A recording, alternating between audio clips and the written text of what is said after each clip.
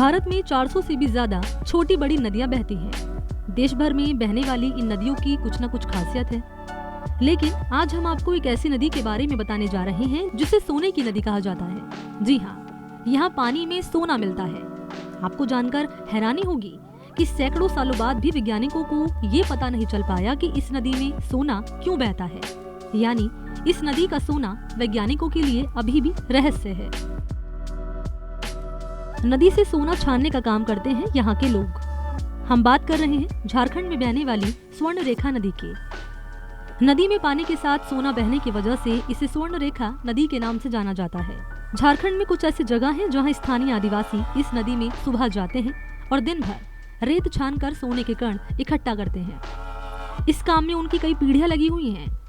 तमाड़ और सारंडा जैसे इलाके ऐसे हैं जहां पुरुष, महिलाएं और बच्चे सुबह उठकर नदी से सोना इकट्ठा करने जाते हैं। सीधे बंगाल की खाड़ी में गिरती है नदी।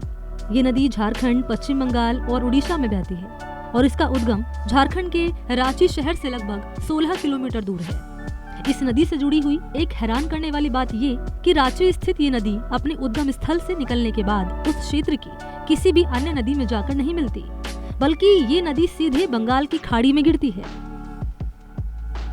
सोने की सच्चाई का आज तक नहीं लगा पता। मीडिया रिपोर्ट्स के मुताबिक यहाँ रिसर्च कर चुके कई भूवैज्ञानिकों का मानना है कि ये नदी चट्टानों से होकर आगे बढ़ती है और इस वजह से इसमें सोने के कण आ जाते हैं।